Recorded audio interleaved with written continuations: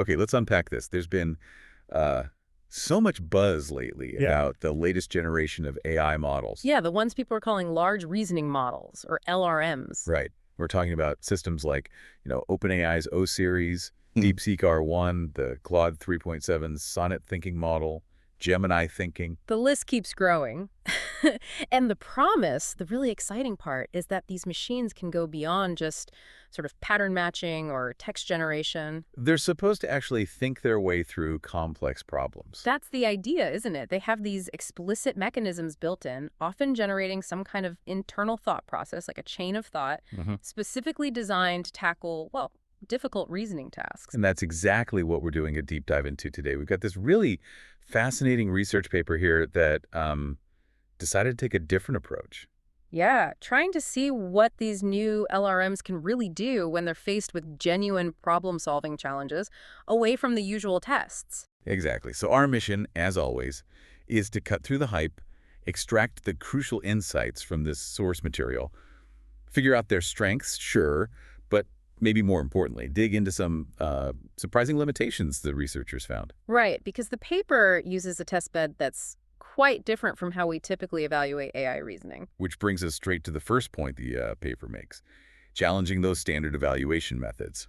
Why aren't the usual benchmarks like math problems off the internet, coding puzzles, why aren't they quite enough here? Well, they have a couple of big weaknesses if you're trying to really pin down reasoning. The biggest one is probably data contamination. Ah, right. The models have seen so much stuff during training. Exactly. These massive models, they've ingested huge amounts of text. It's almost certain they've encountered variations of common benchmark problems, maybe even the exact solutions. So you can't be sure if they're reasoning it out fresh or just recalling something similar they already learned. Precisely. It's really hard to tell. And the other issue is, even if they get the right answer, say, on a coding challenge, You don't see how they got there. right, did they logically work through it step by step, or did they just kind of stumble onto a pattern that happened to work?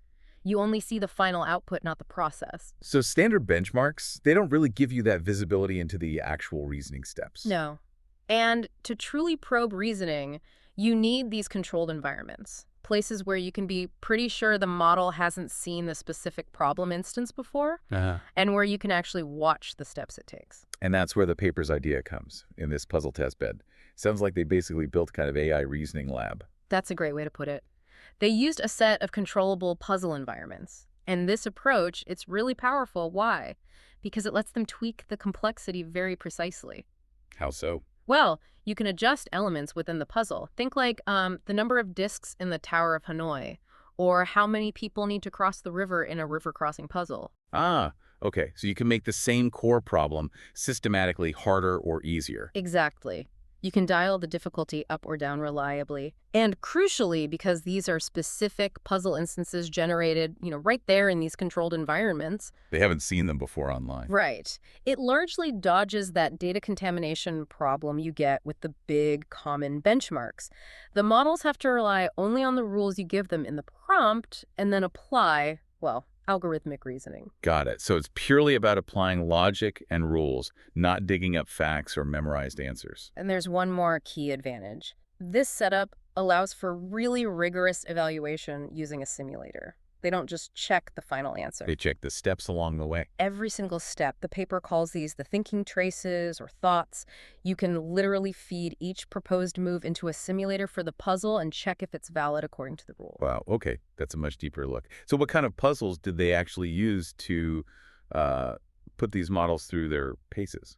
They picked 4 main ones, chosen because they really require that sequential reasoning and following rules. Huh? You've got the classic Tower of Hanoi moving discs between pegs, the drill. Yep. Then checker jumping. This involves swapping colored checkers on a line, again, just by sliding or jumping according to simple rules. Okay. River crossing those logic problems, getting people or items across a river with constraints, like who can't be left alone together. Right, the wolf, goat, and cabbage type things, but maybe more complex. Exactly. And finally, blocks world, which is about stacking and rearranging blocks to match some target configuration. Got it.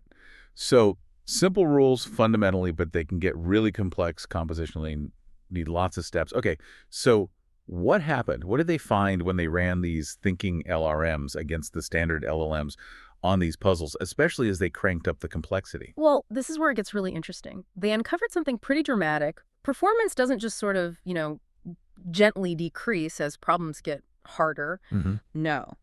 Instead, they found basically three distinct performance regimes, all tied to the level of complexity. 3 regimes. Okay, let's break that down. Regime 1. Yeah. What happens with the simple problems, the easy stuff? Okay, this was surprising.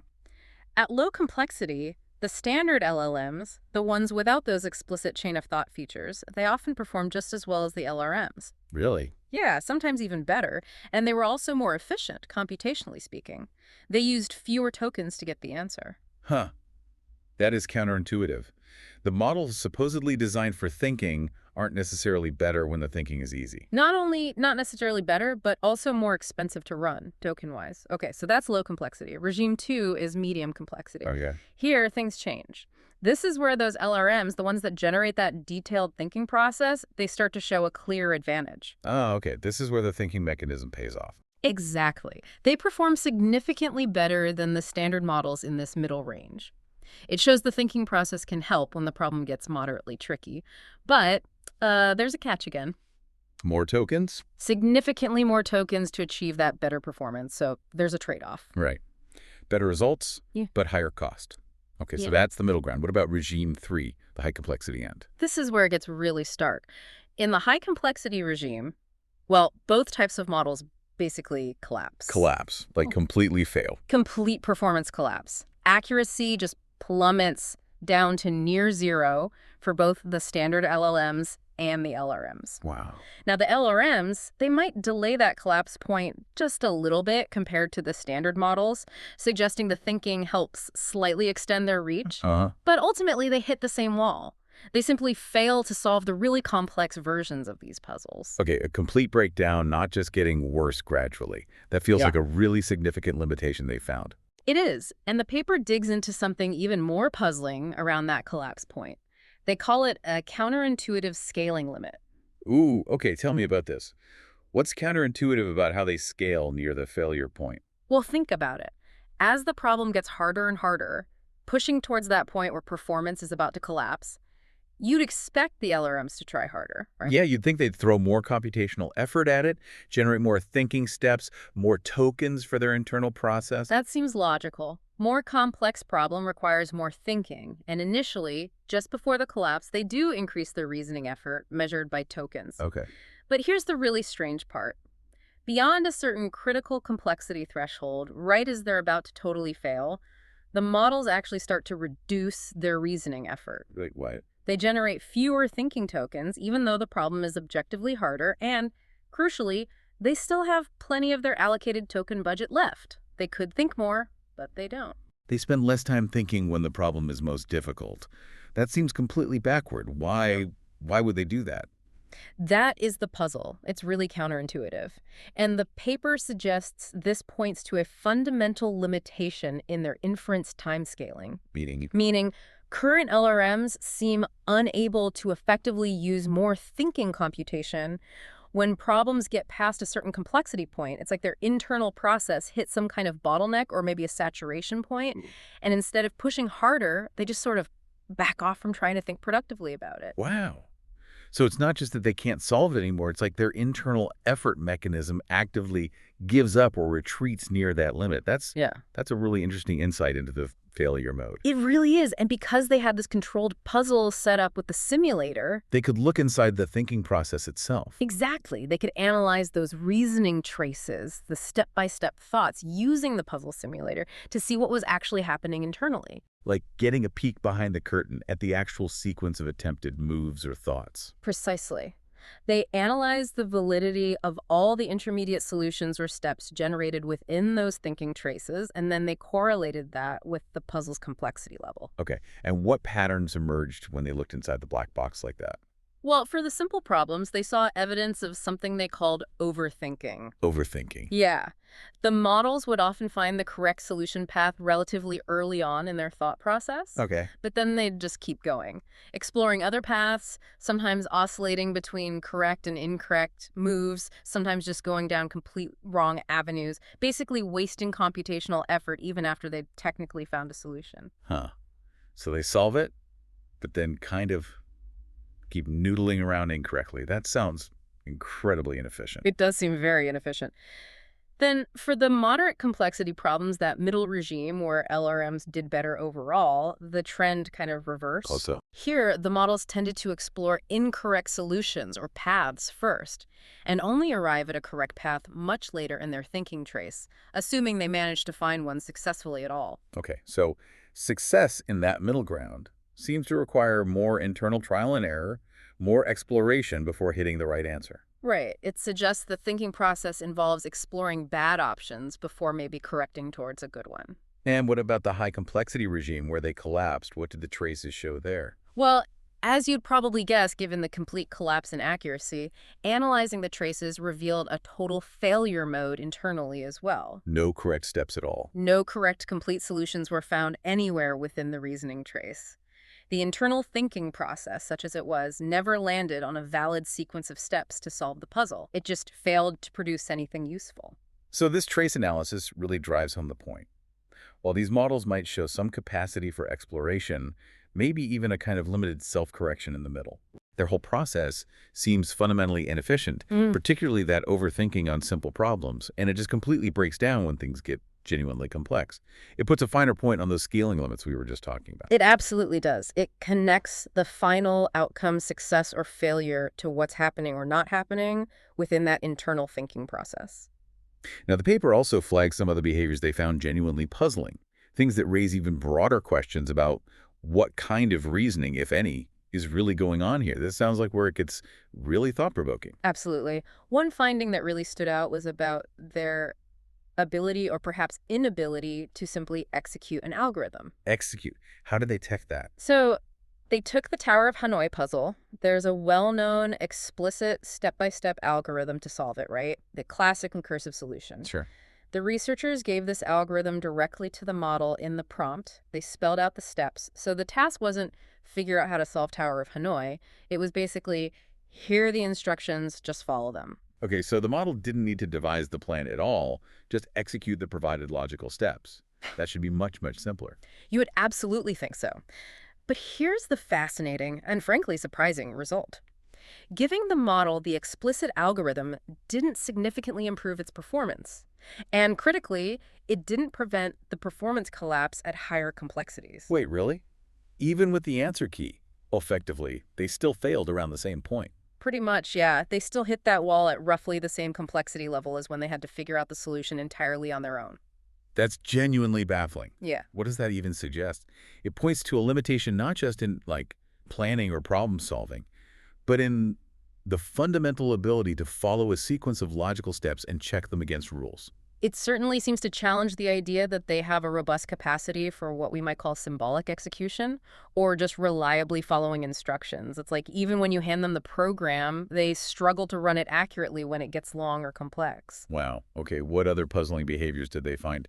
Another big one was the dramatic inconsistency they observed across different types of puzzles. Inconsistent how? Like, good at one type, bad at another. Very much so. They compared performance directly on Tower of Hanoi versus river crossing puzzles. And get this.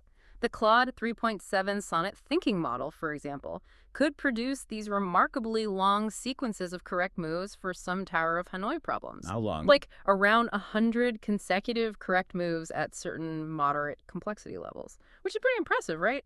It shows a capacity for sustained sequential correct action. Yeah, 100 steps is definitely non-trivial. Definitely. But then they tested the same model on river crossing problems that, on paper, seem to have lower compositional complexity that should require fewer total moves to solve. And on those, the model failed incredibly early, sometimes after only making about 4 correct moves in a row. Wow. Hold on. 100 correct moves in one puzzle context, but only 4 in another, seemingly simpler puzzle type? That degree of inconsistency is really striking.